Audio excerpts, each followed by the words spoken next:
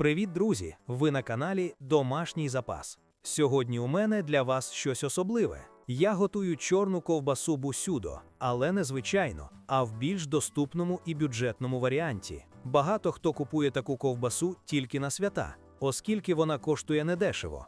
Але я покажу, як зробити її вдома, при цьому вона обійдеться втричі дешевше. Перегляньте відео до кінця, і ви дізнаєтеся, як приготувати унікальну чорну ковбасу так, щоб вона вийшла соковитою, з насиченим смаком і красивим незвичайним малюнком.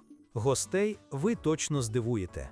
Основні інгредієнти 1 кг класичної ковбаси бусюдо – 350 г нежирної яловичини, 300 г свинячої грудинки, 350 г курячого філе. Зайшовши в магазин і побачивши ціни на м'ясо, я зрозумів, що бюджетно таку ковбасу зробити буде складно, але можливо.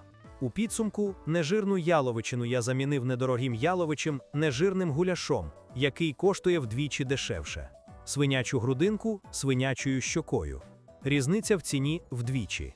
Куряче філе замінити не можна. Це основний інгредієнт цієї ковбаси. Прошу взяти до уваги, що 1 кг такої ковбаси не має сенсу робити з огляду на клопіт, тому з розрахунку на 2 кг ковбаси бусюдо підготував 500 г яловичого гуляшу з жилками, але я їх обрізав, вагу враховую вже без них, 600 г свинячої щоки, 600 г курячого філе.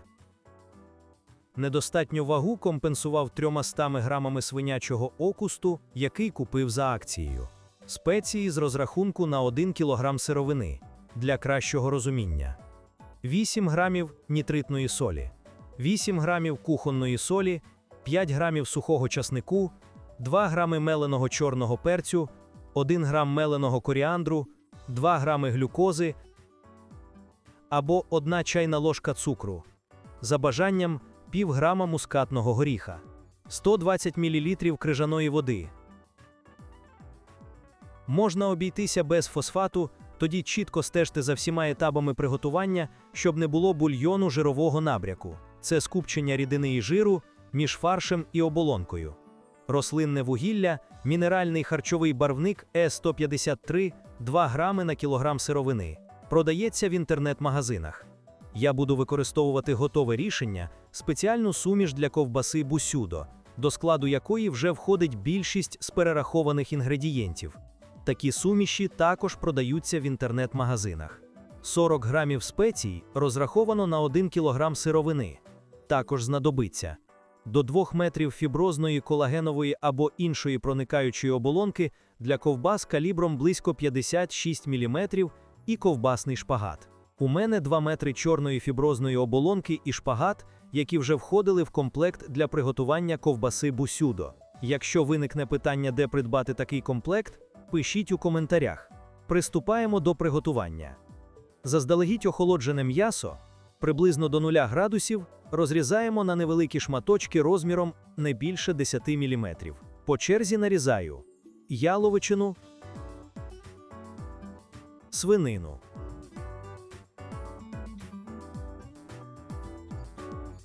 щоковину,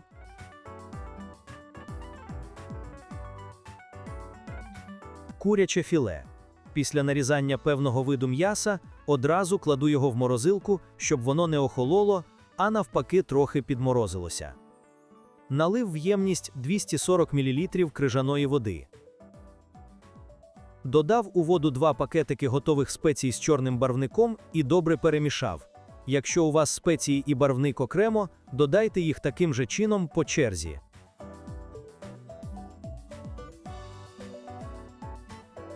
Висипав все м'ясо в велику ємність, щоб не забарвити весь стіл у чорний колір. Відчувається, що м'ясо трохи підморозилося. Це добре.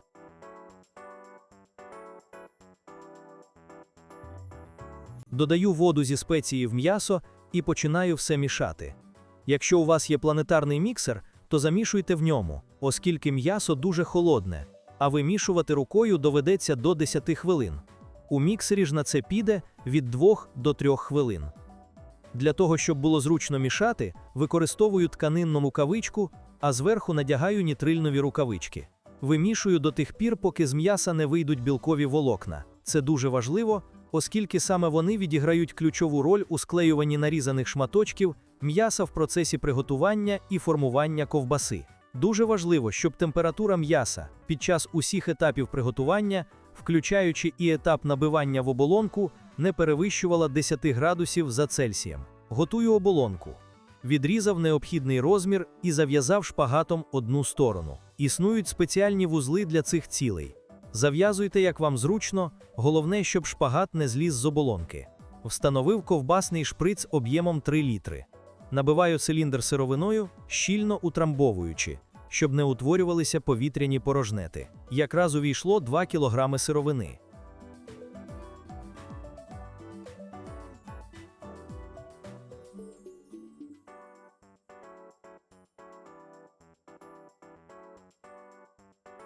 Наповнюю першу оболонку. Я її спеціально зробив найбільшою, оскільки буду вакуумувати і заморожувати для тривалого зберігання. Свята не за горами.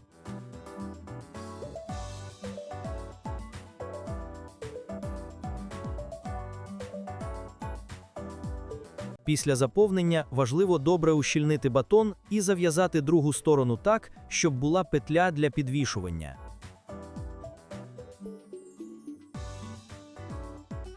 Шприц порожній. У мене вийшло 3 батони. Перший, найбільший, для свят, піде в заморозку. Другий, середнього розміру, щоб їсти зараз. Третій, найменший, для дегустації. Підвішую батони на 3 години при кімнатній температурі, щоб вони прогрілися всередині хоча б до 15 градусів. Холодними відправляти їх у духовку не можна. Минуло 3 години. Температура всередині батону 17 градусів. Для контролю за температурою всередині батону знадобиться термометр з виносним щупом. Можна використовувати без виносного щупа, але так буде незручно. Для контролю температури всередині духовки використовую механічний термометр, здатний працювати до 300 градусів. Якщо довіряєте своїй духовці, то можна обійтися без нього. Буду готувати у 3 етапи. Перший етап прогрівання – виставляю температуру в духовці 50 градусів і доводжу температуру всередині батону до 35 градусів. Цей етап важливий, оскільки дозволяє нітритній солі правильно прореагувати з м'ясом. Другий етап – обсмажування. Виставляю температуру в духовці 90 градусів і доводжу температуру всередині батону в межах від 55 до 60 градусів. Третій етап – варіння. Виставляю температуру в духовці 80 градусів, наливаю в піддон духовки або в деко окріп і доводжу температуру всередині батону до 70 градусів. Всі етапи пройдено. Як тільки температура всередині батону досягла 70 градусів, чекати не потрібно. Дістаю вже готову ковбасу і опускаю в ємність із холодною водою.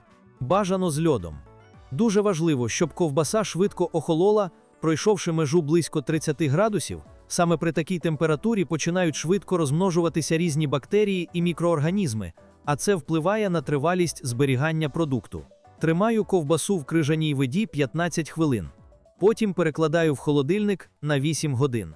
Це останній етап приготування. Краще покласти в холодильник на нижню полицю на ніч, як роблю я. Настав ранок. Ось такі батони ковбаси вийшли. 2 батони відкладаю в сторону, а найменший буду різати і пробувати.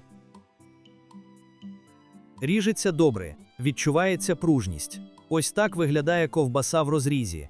Непогано. Малюнок гарний, святковий.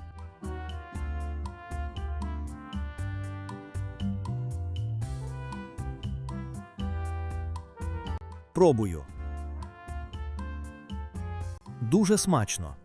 Соковита, пружна, за спеціями ідеально. Не знаю, як там магазинна, давно не купував через дороговізно, але ця точно для святкового столу буде чудовою закускою. Чесно кажучи, думав, що вийде гірше. А тут втрапив в десятку. Дивіться, як виглядає на тарілці. Ну диво, а не ковбаса. Так що сміливо повторюйте рецепт. Вийде бюджетно і смачно. Набити таку широку оболонку можна вручну або через м'ясорубку, використовуючи спеціальну насадку для ковбас.